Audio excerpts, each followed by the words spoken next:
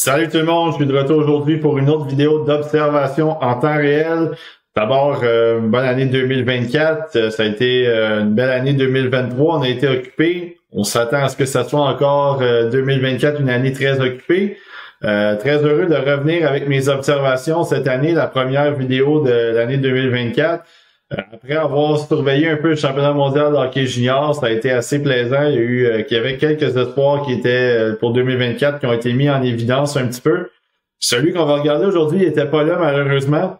C'est le défenseur russe Anton Silayev, un défenseur de 6 pieds 7, environ 210 livres, un gros gabarit, mobile. Puis bien évidemment, bon, vous le savez, la Russie est pas dans les tournois internationaux, donc que ce soit le championnat mondial de hockey junior, Linka, U18 et ainsi de suite. Donc on n'a pas pu voir Silayev dans ces tournois-là. On peut le voir par exemple dans la KHL cette saison, ce qui est quand même bien pour un défenseur, un jeune défenseur, reçoit quand même quelques minutes avec Torpedo. Donc ça risque d'être une saison quand même, en fait c'est déjà une saison intéressante pour lui, puis ça se continue pendant encore quelques mois. Puis c'est un défenseur qui est très populaire en ce moment. Si vous avez regardé la liste de Bob McKenzie qui est parue récemment, Silayev était deuxième. Puis il y a même un recruteur qui l'avait dans les considérations pour le premier au total. Donc c'est assez impressionnant. Moi, je suis pas du tout là dans mon évaluation de Silayev. Je n'ai même pas de top 10 moi-même de mon côté.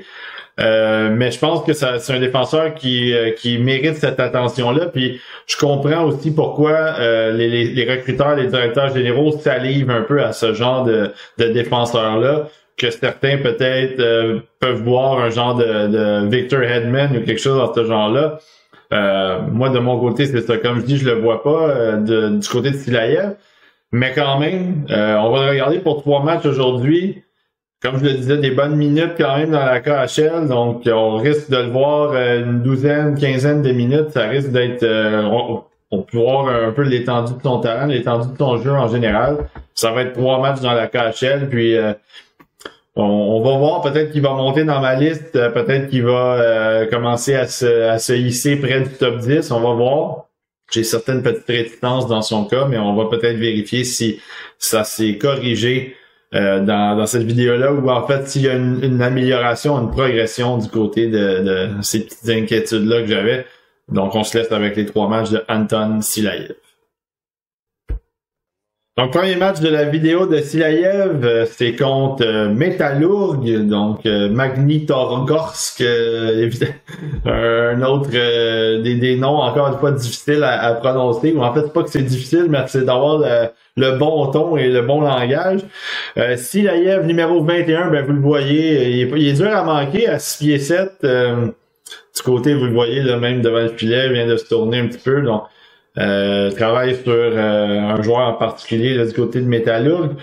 Donc dans le cas de Silayev, j'en ai parlé un petit peu dans l'intro. Bonne mobilité, vraiment, tu sais, gabarit déjà très appréciable. Donc ça, il n'y a pas de problème de ce côté-là. À 6 pieds 7, 210 livres.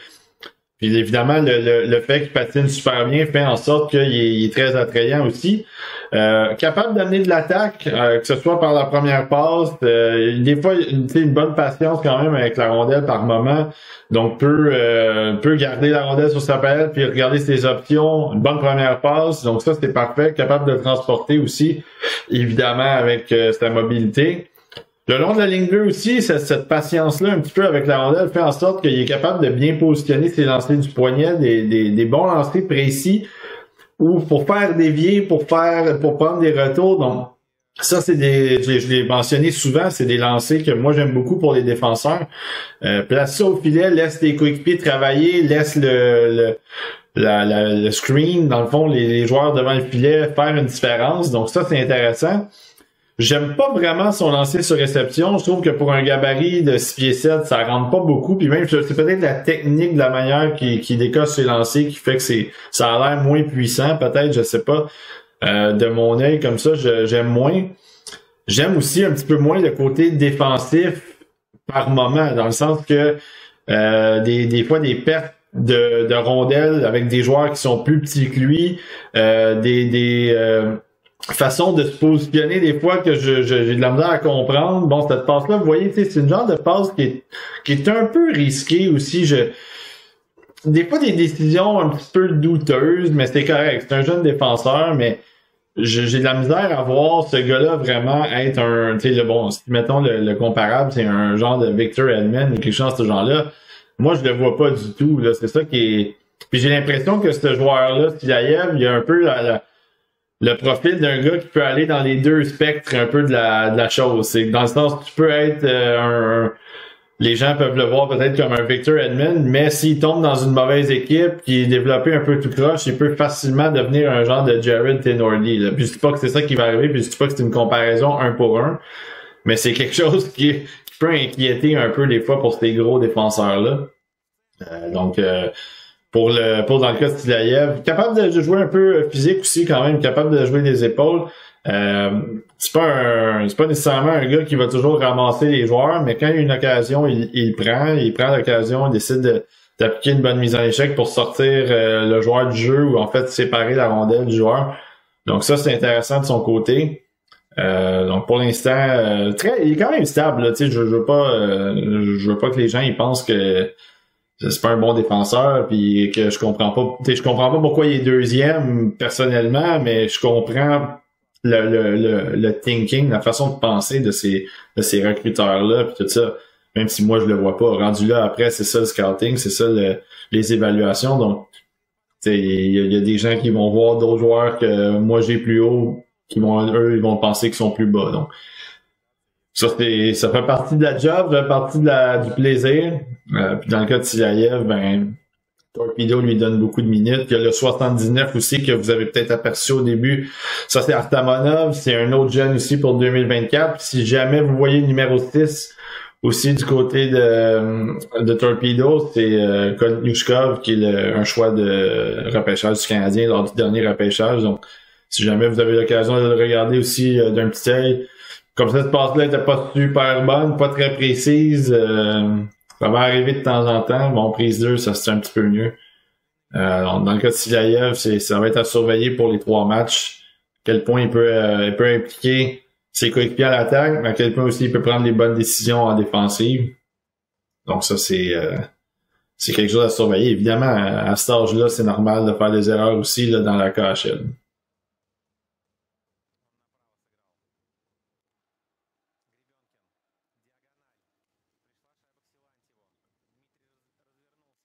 Donc devant le filet, Silaev, c'est ça, il est souvent positionné devant le filet, capable de déblayer le devant du filet, capable de protéger le gardien évidemment. Avec ce gabarit-là, c'est sûr que bon, on s'en attend là.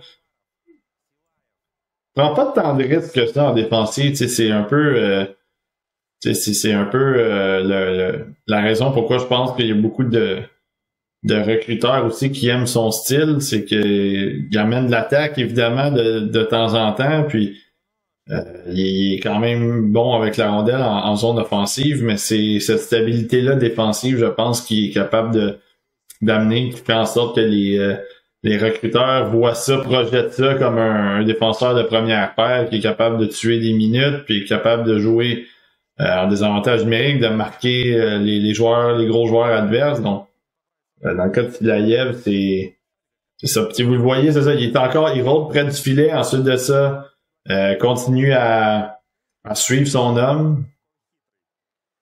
C'est les flashs, moi, qui me vois. Tu sais, il n'y a pas beaucoup de flashs, personnellement. Moi, tu sais, un défenseur comme ça, on en voit beaucoup quand même à toutes les années. Puis peut-être pas à 6 pieds 7, mais tu sais, moi, je trouve qu'un défenseur de la sorte qui est vraiment très défensif, c'est pas que Silaev est juste défensif, mais que je pense que son pain et son beurre du côté de Silaev, ça va vraiment être plus le jeu défensif. T'sais, on en voit souvent des gars comme ça, puis ça, c'était mon problème peut-être de pas avoir le respect peut-être que ceux-là, ils doivent avoir, mais t'sais, on l'a vu Pickering aussi dernièrement, Bixel, même chose, puis moi, Ryan Backer, c'est un peu la même chose aussi. C'est pas un gars que je voyais beaucoup d'attaques en lui personnellement. Donc, tu sais, c'est correct de repêcher ces joueurs-là si tu as un profil tu as une projection en tête. Mais moi, Silaïev 2, deuxième rang, j'ai bien de la misère à voir ça, surtout avec le talent qui est laissé sur la table, sans parler d'autres défenseurs que moi j'aime beaucoup, qui sont évidemment, selon moi, supérieurs, là, dont Dickinson, entre autres. Là. Donc c'est ça, ça devient, c'est quand même un peu, c'est une discussion intéressante à avoir. Là. Et voilà le but.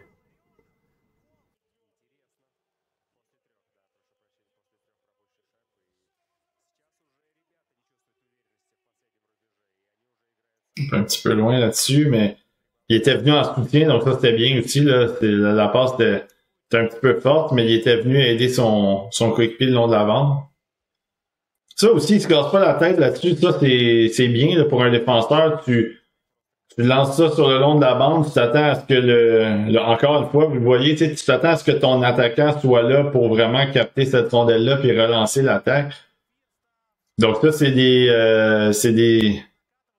instincts assez naturels, là, dans le sens que les défenseurs, il y en a beaucoup qui font ça, puis des fois ça cause des revirements, mais en théorie, ton attaquant, il doit être là. En tout cas, dans la majorité des cas, pour venir aider ton défenseur pour sortir de la zone. Donc, tu sais, le positionnement fait en sorte qu'il faut que tu sois là. Ben, là, malheureusement, c'est un petit moins, mais c'est pas nécessairement de la faute. C'est pas de ta faute du tout, en fait. Là.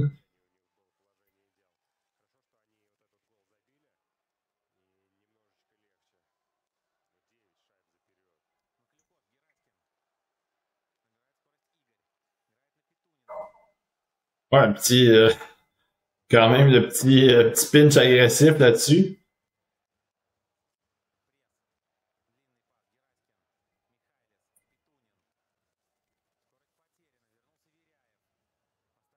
Ouais, excellent, that's it. Ouais, encore une fois, un petit peu. Cette passe-là est un petit peu forte, par exemple, puis un petit peu imprécise, mais vous voyez comment il s'est bien repris là-dessus, par exemple. Il gardait la rondelle sur sa palette en arrière du filet, puis il a levé la tête, il a vu qu'un de ses coéquipiers était près de lui, donc il a donné la rondelle. Donc ça, c'est ça, c'est une belle façon aussi de se reprendre en guillemets. Vous voyez quand même qu'il y a des mains agiles aussi quand même, n'est-ce pas? T'sais, il va pas sortir des feintes incroyables, mais la rondelle était dans les patins, il était capable de la soutirer qu'il n'y avait pas beaucoup d'espace, il y avait beaucoup de monde, mais il a réussi à sortir la rondelle de là puis de la récupérer. Donc, c'est un petit aperçu aussi de ses mains en espace restreint.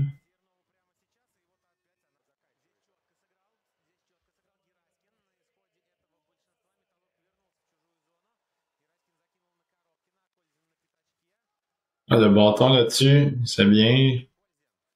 Il est venu mettre de la pression sur le joueur qui avait la rondelle, mais il a laissé le bâton aussi un peu traîner pour bloquer la petite remise le long de la bande. Là, ensuite, vous l'avez vu vraiment euh, prendre le body, là, aller directement attaquer le joueur physiquement. Malheureusement, son lancer n'a pas réussi à se rendre au filet pour cette fois-là, mais c'est ce genre de lancer-là. C'était pas un lancer foudroyant, mais ça semblait quand même bien placé à une hauteur que un joueur pouvait la faire dévier. Donc c'est souvent ce genre de lancer-là qu'il va prendre, en tout cas du poignet, s'il vise pas nécessairement les coins. Puis c'est rare aussi non plus qu'il est très profond dans le territoire offensif. Donc un bon lancer de l'enclave, là, c'est Silaïev, c'est pas nécessairement ça. Ça va être des bons lancers de la pointe, puis ça, ben, il est capable de le faire.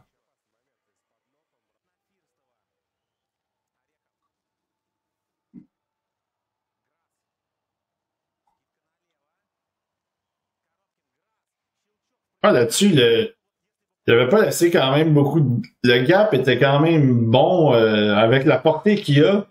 Il était capable de reculer puis quand même protéger si jamais ça coupait dans le milieu, mais il était encore une fois là, ça a été un beau jeu. Le bâton, donc c'était un peu la même chose juste auparavant quand il a sorti le bâton.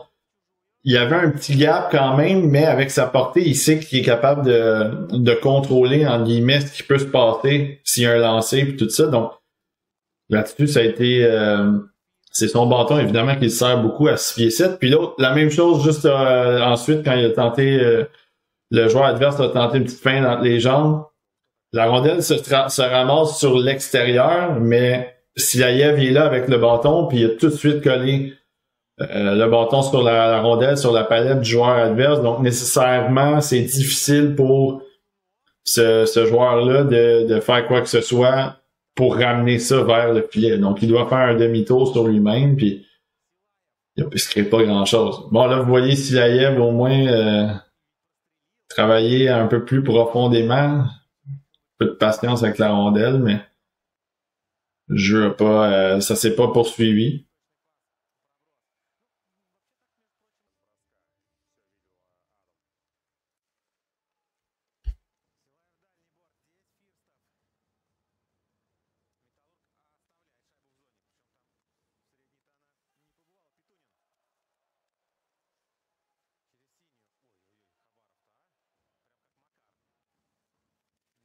Ouais, encore une fois, jeu physique là-dessus, pousse avec le bâton.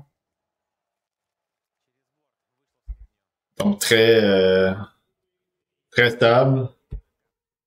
Et ça se termine, je pense qu'il vient d'aller changer, donc ça se termine pour lui ce match-là. Du côté de Silaïev, dans ce match-là, ça a été assez tranquille, dans le sens que on l'a pas vu faire des choses spectaculaires qui sautent aux yeux. Mais c'est la stabilité, si on a vraiment vu à quel point il était capable de jouer en défensive, de faire les bons petits jeux, la petite touche physique, le bâton aussi qui a été là au bon moment, capable de sortir la rondelle de la zone, prend les décisions simples. Donc on envoie ça sur le long de la bande, on est supposé avoir un attaquant là, donc jeu simple, pas de folie, quelques petits jeux de bâton aussi ici et là. On n'a pas nécessairement vu l'attaque dans ce match-là en particulier. Ça va peut-être venir dans les autres matchs, mais du côté de la défensive, je pense qu'on peut voir à quel point il y a quand même une très belle base sur laquelle tu peux travailler avec lui. Même si, encore une fois, il y a quelques petites crampes au cerveau de temps en temps, mais là, dans ce match-là, on n'en a pas vu vraiment. C'est des petites erreurs mineures, mais il se reprenait bien tout de suite après. Donc, dans son cas, ça a été un bon premier match. Donc, on va aller voir le deuxième.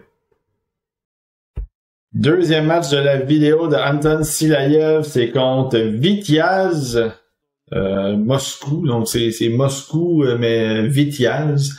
Et Silaïev, toujours le numéro 21 en bleu, Torpedo sont en bleu. Donc, vous voyez la fiche de Torpedo, c'était pas une grande équipe quand même. Donc, ça va être à vérifier pour ce match-là. Il vient de signer une belle victoire je pense que ça a fini 7-4. Finalement, c'était 7-3 quand on s'est quitté, mais ça a fini 7-4. Puis vous voyez Silaïev, là, il était un petit peu plus éparpillé, mais il vient se lancer à l'attaque, revient tout de suite dans son territoire. Donc ça,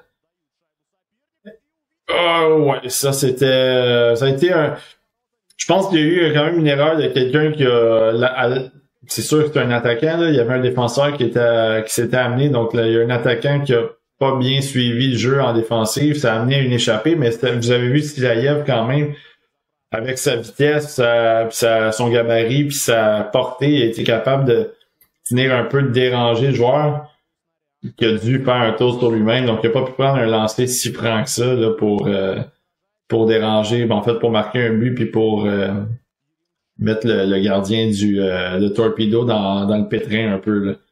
Donc ça a été un bon travail de Silaïev. Vous le voyez, encore une fois, vous le voyez tout le temps, il est devant le filet, il attend de voir ce qui va se passer. Ensuite de ça, il est là en couverture.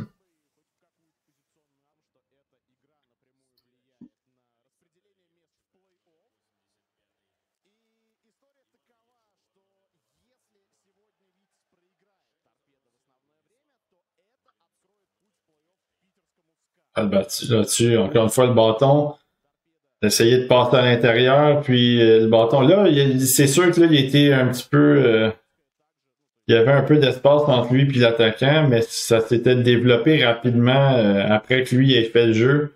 Donc, c'est peut-être ça un peu qu'il a fait en sorte que l'espace était quand même large entre lui et l'attaquant, mais Auparavant, il avait fait un bon jeu avec le bâton quand même pour vraiment annuler une occasion. Là.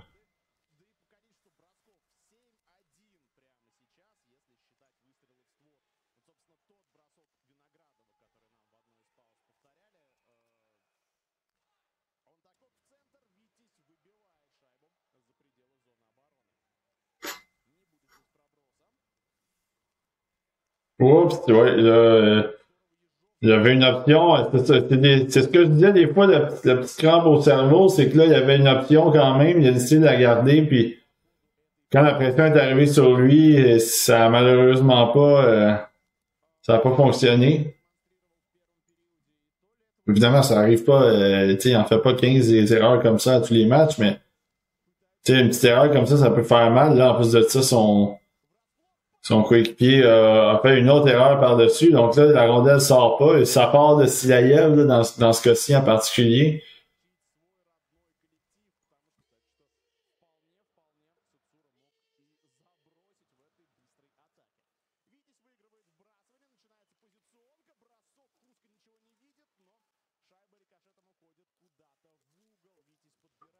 Encore avec le bâton. C'est de déranger un peu le plus possible.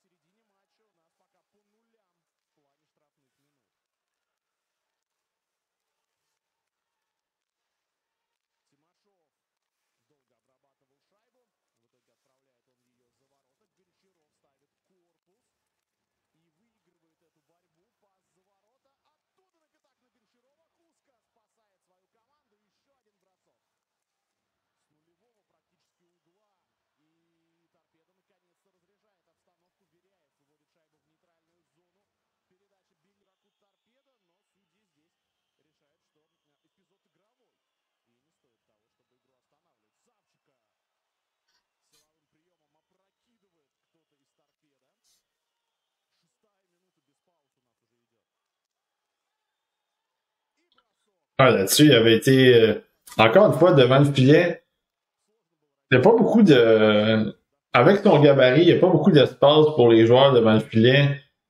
Puis s'il est solide sur le bâton, les retours, ça va être difficile de les ramasser. Donc ça, c'est très bien de son côté. Le vent du filet, il est locké un peu. Là. Fait que là, ça peut pas passer. Puis là, il y a un joueur qui est venu vers l'avant, puis lui, encore une fois, il a réussi à juste mettre un genou au sol, bloquer la rondelle. Donc, en couvrant un joueur avec son bâton et son gabarit, il a quand même réussi à bloquer la tentative d'un autre joueur qui avait réussi à se faufiler puis à tenter un tir. Donc, ça a été une séquence défensive un peu... encore une fois, il a pas sauté aux yeux là-dessus, mais ce travail-là du défenseur, très important pour, évidemment, protéger le gardien, mais protéger le filet aussi. Donc, lui, il a très bien fait là-dessus, puis c'était pas, encore une fois, il n'y avait rien de spectaculaire là-dedans. Là. Il a utilisé son corps, son bâton, il a bloqué un tir, simple comme ça. Là. On va voir s'il va être capable de finir la période sans dommage. Vous le voyez encore devant le filet, là. Il y a un joueur qui s'en vient, il se déplace. Il voit pas la vue non plus du gardien. Hein. Je sais pas si vous remarquez, mais il se tasse au moment où il y a un possible lancer. Il laisse le gardien voir le tir parce que de toute façon, il n'y a pas de joueur adverse dans ce cercle-là, dans près du filet dans l'enclave. Ça sert à rien d'aller bloquer. Laisse le gardien travailler. Puis ensuite de ça, si tu as une occasion de bloquer un tir, comme il a fait juste avant la fin de la période, où là, il s'est vraiment placé les deux jambières devant la rondelle, il a placé son corps, son bâton, puis là, à ce moment-là, il a réussi à bloquer. Donc ça, c'est la façon de travailler en ce qui me concerne.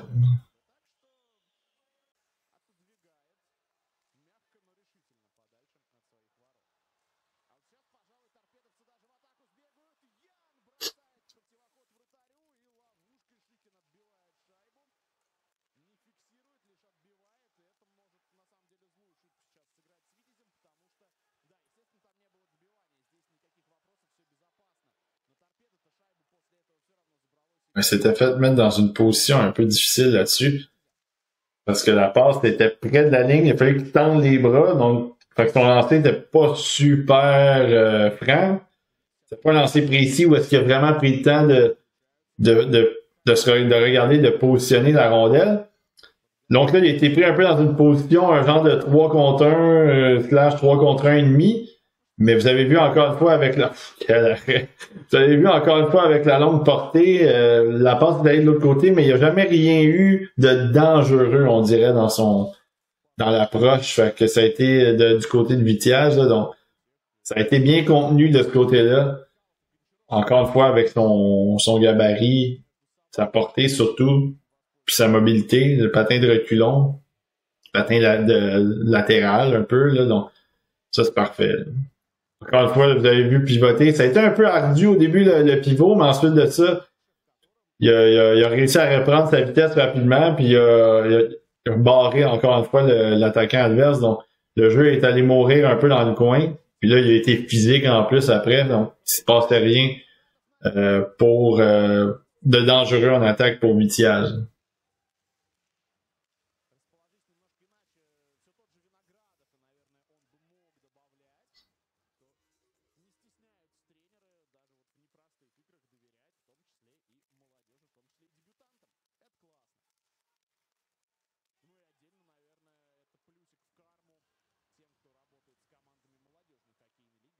T'es un peu hésitant là-dessus, par exemple. J'avais l'impression qu'il y avait une ligne de tir intéressante la première fois.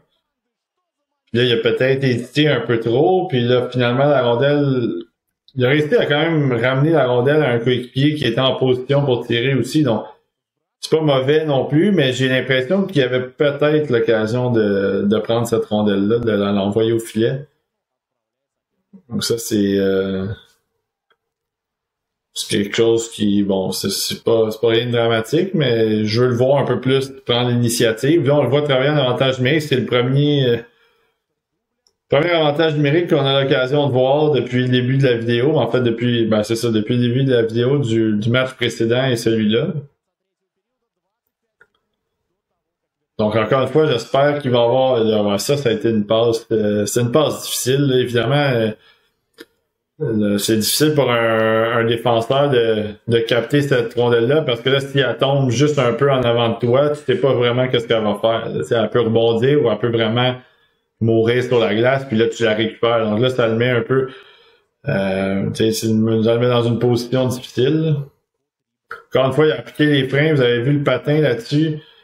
Il est resté vis-à-vis son joueur. Donc, c'est sûr que le joueur, il y a un avantage au départ, parce que lui, il sait qu'il va breaker. Sauf que, en appliquant les freins du côté de Silayev aussi, il est resté près de lui.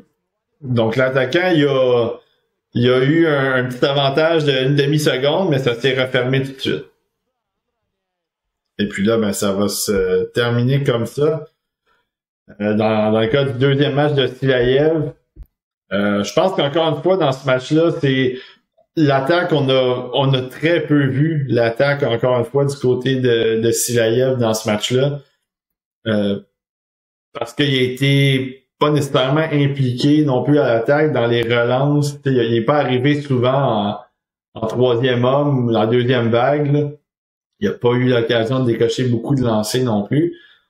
Mais le côté défensif, vous voyez à quel point, je pense, sérieusement, là, je veux pas trop m'avancer, mais je note un peu d'amélioration par rapport à ce que je voyais en début de saison. Donc, un peu plus confiant, peut-être. C'est sûr qu'au début de l'année, tu commences dans la KHL, donc c'est un niveau qui est quand même professionnel. Toi, t'es un jeune, donc c'est intéressant de voir comment tu t'adaptes rapidement. Mais là, d'un coup que tu es installé, d'un coup que tu comprends c'est quoi la ligue, d'un coup que tu connais le calibre, c'est que là, c'est de te mettre à ce niveau-là. Puis là, j'ai l'impression qu'il est capable de le faire, en tout cas dans les deux matchs qu'on a vus. Donc ça, c'est intéressant. De mon côté, je vais devoir continuer à surveiller ça, mais ce que j'aime beaucoup, j'aime ce que je vois en ce moment de lui. Je trouve que Silayev il est un petit peu plus épuré défensivement en ce qui me concerne en ce moment. Donc ça, c'est encourageant.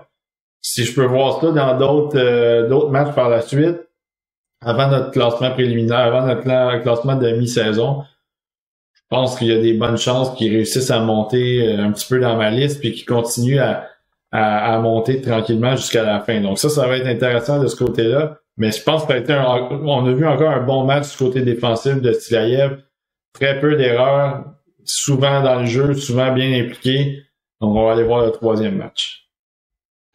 Troisième et dernier match de la vidéo d'Anton Silaïev, c'est contre le CSKA Moscou. Donc une équipe très connue du côté de la Russie. Puis dans le cas de Silaïev, encore numéro 21, donc on n'a pas en fait pas nécessairement qu'ils ont changé de chandail, mais ils sont encore bleus en fait. Ils sont encore dans ce bleu-là. Donc trois matchs en bleu pour Silaïev, 3 matchs le numéro 21, donc il change pas de numéro. C'est rare, ça arrive ça dans une année, je le dis tout le temps, mais donc très intéressant peut-être ce match-là, troisième match, à quel point Silaïev peut continuer sur cette lancée-là des 2 matchs précédents. Déjà, bon, ça rentre solide dans la bande, donc il a l'air prêt. Devant le filet, bon, travaille bien contre un joueur adverse qui a l'air quand même d'avoir un bon gabarit aussi, le joueur qui était contre lui. Donc déjà, on peut le voir se mesurer physiquement. Donc ça a été intéressant du côté de Silaïev. Une première petite confrontation en début de match. Puis là, c'est un match contre une équipe qui est un petit peu plus connue, un petit peu plus qui a d'habitude un peu plus de moyens aussi. Hein? Cette équipe-là, d'habitude, sont capables d'aller chercher des joueurs de haut niveau. Donc ça, c'est intéressant de voir le match-up là, pour cette partie-là. Là. Un petit jeu simple le long de la bande. Il est revenu couvrir son homme aussi après. Donc, rapidement, revient vers le devant du filet.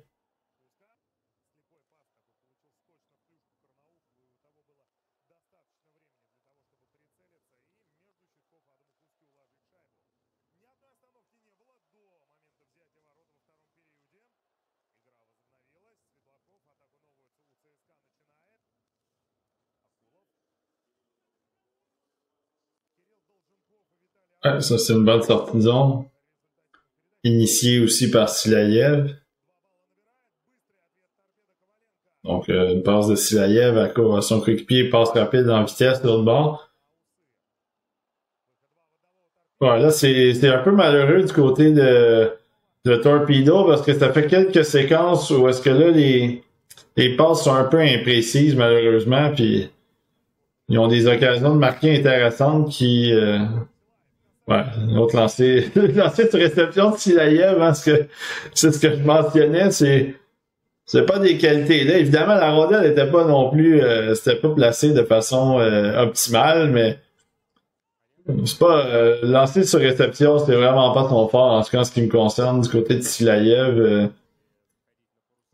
Je parlais de Pickering tantôt, mais c'est un peu la même chose. Si moi, Pickering, quand je le regardais, je comprenais pas comment ça se fait qu'un gars de ce gabarit-là avait un lancer sur réception aussi mauvais, mais peut-être que ça s'est amélioré là, dans les dernières années. J'ai pas, en fait, dans les dernières années, au cours de la saison, la dernière saison, parce que j'ai pas remarqué vraiment si c'était quelque chose qui avait amélioré. Mais dans le cas de Silaïev, c'est sûr que c'est un peu compliqué de te mettre en position de tirer en avantage numérique si t'es pas capable de décocher un bon lancer sur réception. Donc, ça, c'est sûr, ça fait pas faire partie des plans de l'entraîneur de se servir de lui comme arme là, pour les lancer sur réception, mais ce sera pas chez Weber, mettons.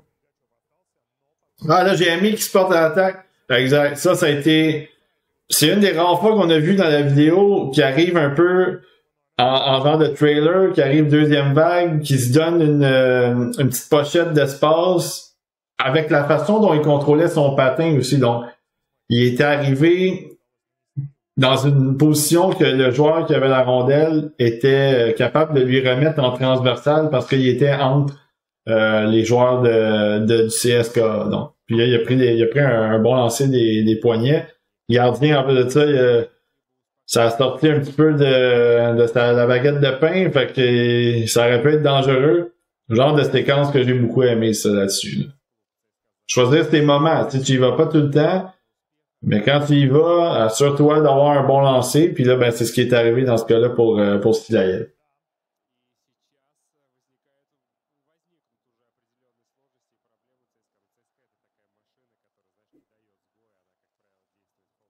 Tout de suite prêt à relancer l'attaque, ça a été, c'était correct aussi. Ouais, ramène ça, exact. Ramène ça, non, positionnez-vous un peu, là, puis c'est ça. Ouais, exact. Ouais, là, par exemple, la passe, c'était une passe pour que l'attaquant fasse dévier puis envoyer ça en zone adverse. Donc, je pense que la passe était là. Je pense que ça a juste été manqué par l'attaquant. Là. Je veux pas lancer la pierre à personne, mais j'ai l'impression que l'attaquant a pas fait sa job là-dessus. Là. Peut-être qu'il a eu peur du contact. Là. Le défenseur était là, il est arrivé un peu en même temps. Là.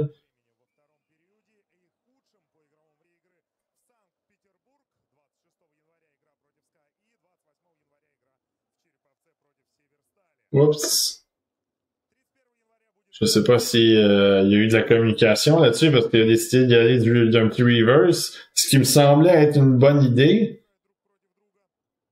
Mais visiblement, la personne, son défenseur ou un attaquant était pas prêt ou était pas sur la même longueur d'onde. Fait que c'est le gars de CSKA qui a ramassé ça derrière le filet, un petit cadeau.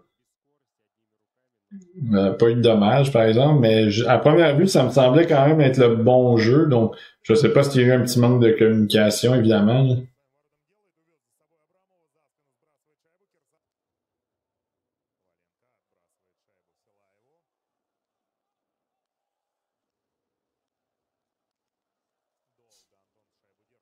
Ah, là, il a été un peu patient, un petit peu trop patient, là, peut-être qu'il aurait fallu que ça sorte un petit peu, mais encore une fois, avec son gros gabarit, il a réussi à quand même protéger la rondelle. Quelque chose dont j'ai pas parlé, mais bon, je vais en parler là, étant donné qu'on a une séquence aussi dans la zone, mais il joue du côté droit. Je sais pas si vous avez remarqué, c'est un gaucher, mais il joue du côté droit. Puis ça, souvent, on le voit avec les défenseurs, les jeunes défenseurs. Tu sais, les gens, ils disent, ouais, mais c'est un gaucher, fait qu'il va jouer à gauche. Ouais, mais il y en a beaucoup des défenseurs qui jouent de leur off-wing, là, donc ils sont pas de leur côté. L'année passée, Simachev, c'était ça aussi. Là. On l'a vu jouer à gauche comme à droite. Puis il y en a plein d'attaquants, même en Amérique du Nord, qui ça vache d'un côté ou de l'autre. Sam Dickinson, il a joué avec tout le monde. Il joue à gauche, il joue à droite. Lev Shunov, évidemment, il est tellement éparpillé que des fois, il est à gauche, des fois, il est à droite. La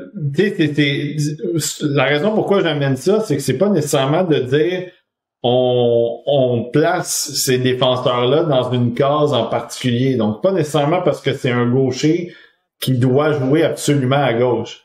Ils sont capables de jouer à droite, sont compétents du côté droit. Après, si tu veux optimiser, peut-être qu'il est meilleur à gauche, tu décides de le faire jouer à gauche, ou un droitier est meilleur à droite, c'est bien correct. Mais en sachant, en connaissance de cause, qu'ils sont capables de jouer dans chacun d'une position, que ce soit à droite ou à gauche, du côté défensif des deux côtés.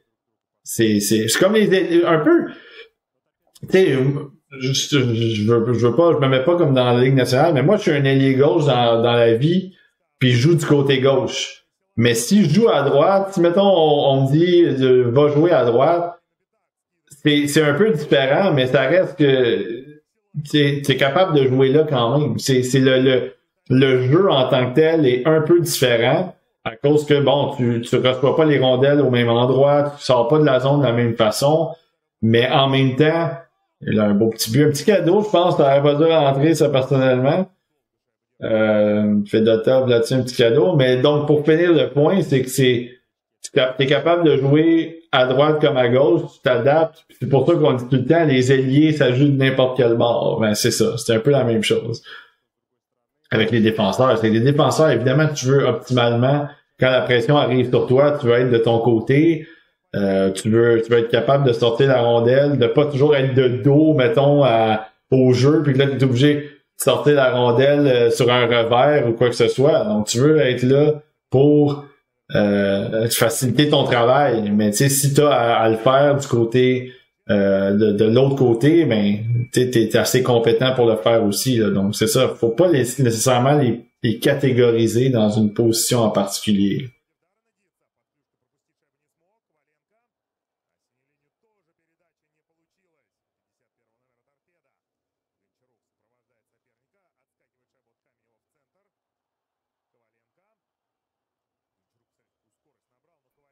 Ouais, Silaïev essayait de se porter à l'attaque aussi là-dessus.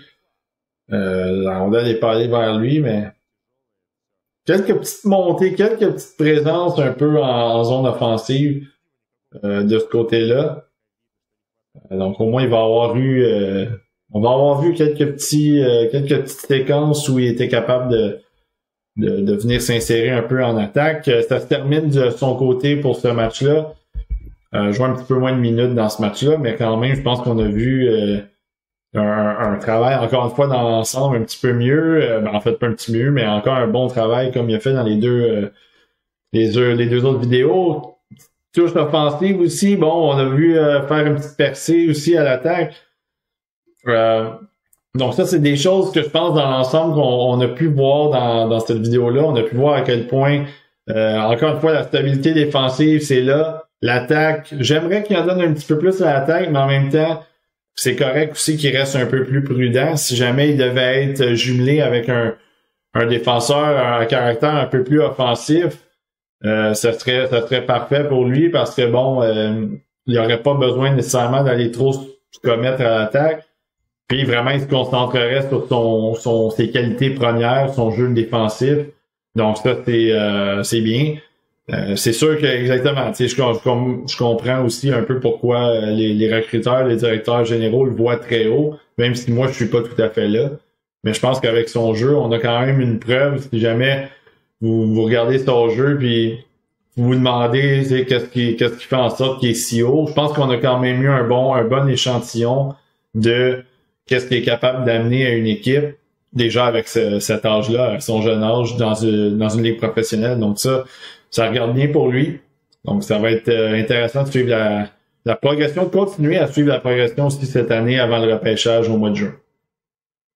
Ouais, donc c'était les 3 matchs de la vidéo d'Anton Silaïev, un défenseur russe de 6 pieds 7, environ 210 livres, gaucher, qui a joué à droite. Donc, comme j'en parlais, il a joué à droite aussi dans cette vidéo-là. Un défenseur qui, comme je le mentionnais, gagne en popularité. En fait, il était déjà très populaire, mais là, 2e sur la liste de Bob McKenzie. Donc, ça veut me dire que ça me dit que les recruteurs sont très high sur lui. En tout cas, là, ceux qui ont été sondés, ça me dit qu'il y a de très bonnes chances de sortir dans le top 5 au repêchage. Personnellement, moi, je l'ai pas là. Et encore une fois, je l'ai pas proche du 2, je l'ai pas proche du 5 non plus. Ça me regarde, mais en même temps, j'ai bien aimé en fait les 3 matchs qu'on a regardés pour cette vidéo-là. Un petit peu plus que certains matchs que j'ai vus au début de l'année, donc je sens une progression de son côté. Puis ça m'intéresse. Donc rendu là, si je continue à regarder quelques matchs avant notre classement de mi-saison, puis je vois encore ce genre de jeu-là, c'est sûr que je vais devoir me questionner par rapport à son rang, par rapport à qu'est-ce que je vois de lui en comparaison avec certains autres défenseurs de cette cuvée-là. Qu'est-ce que j'aime plus sur par rapport à lui. Je sais que dans ces eaux-là, disons là, le 10 à 15, 16, 17, là, bon, il va y avoir du Yakemchuk, il va y avoir du Perek, il va y avoir du Bouillem. Donc, puis évidemment, Stilaïev va peut-être être là aussi.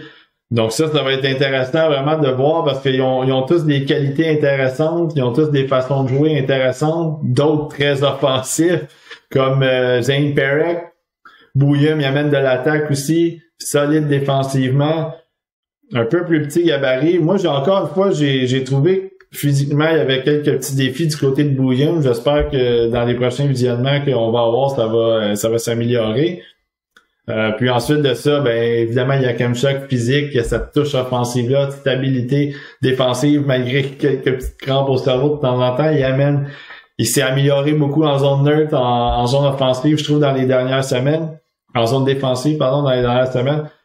Donc moi, j'aime beaucoup Yakemchuk. Silayev fait du bon travail, en tout cas dans les 3 matchs qu'on vient de regarder. Donc ça va être intéressant de vraiment faire le melting pot de tout ça. Puis j'en ai parlé aux boys du TSLH ce soir. J'ai l'impression que cette année, mes observations ou la façon dont je vais témoigner mon appréciation, ça va être plate un peu parce que j'ai l'impression qu'il y a beaucoup de joueurs que je suis comme, ils sont bons, je les aime beaucoup. Il y a des joueurs que j'ai devant, il y a des joueurs que j'ai derrière, il y a des joueurs qui vont monter, qui vont descendre. Puis c'est pas nécessairement à cause que j'aime pas leur façon de jouer. C'est vraiment, il y a des joueurs qui ont baissé un petit peu dans ma liste que je suis en train de concocter pour le mi-saison. Puis je me disais, oui, il joue encore super bien, mais il y a un autre gars qui était juste en arrière qui a pris une petite coche de plus. Donc c'est juste ça qui fait en sorte que ça bouge un peu dans mon classement.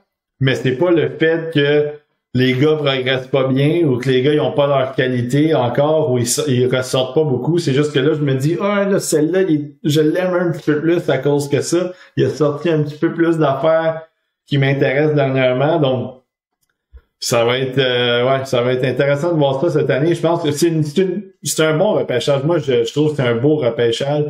Je trouve qu'il y a beaucoup de talent, beaucoup de profondeur, il y a beaucoup de joueurs, encore un peu wild aussi, tu sais, tu peux avoir un gars 20e, quelqu'un le 50e, puis les observations vont être un peu semblables, c'est vraiment ce que tu projettes, ce que toi t'affectionnes en particulier qui fait en sorte que les classements bougent, mais pour moi, j'aime beaucoup le repêchage cette année, j'ai beaucoup de plaisir à regarder ça, puis évidemment, c'est sûr que les joueurs, c'est un peu plus dommage, ça va un petit peu moins bien. Il y a déjà des joueurs qui sont blessés, comme Jiricek qui s'est blessé, qu'on le verra plus du reste de la saison, donc ça va être un peu compliqué pour ça, mais somme toute, c'est un repêchage que j'aime beaucoup, puis j'ai hâte de partager. En fait, j'ai hâte qu'on vous partage notre liste de mi-saison au mois de février, donc ça s'en vient rapidement. Prochaine vidéo sur la chaîne, un autre Russe, ça va probablement être le dernier. C'est Igor Chernyshov que j'avais dans mon top 10 justement au préliminaire, donc on va le surveiller. Lui aussi joue dans la KHL assez régulièrement depuis quelques semaines, voire quelques mois. Donc on va le surveiller pour 3 matchs lui aussi. Et ensuite de ça, j'ai dans les plans peut-être un Connolly, Trevor Connolly qui gagne un peu en popularité aussi de temps en temps. Bouillon va être là évidemment. Le programme, on va regarder un match du programme ou peut-être 2. Et ensuite de ça, je vais continuer à surveiller là, qui je vais vouloir ramener. Donc, ça va nous mener jusqu'au mois de mars environ. Donc, ça va être intéressant. Donc, continuez à suivre, continuez à surveiller, à partager, à liker. En tout cas, les commentaires, c'était plaisant aussi. Je vois les gens qui commentent. Donc, j'essaie de répondre le plus possible. Donc, merci d'être là, puis on se dit à la prochaine.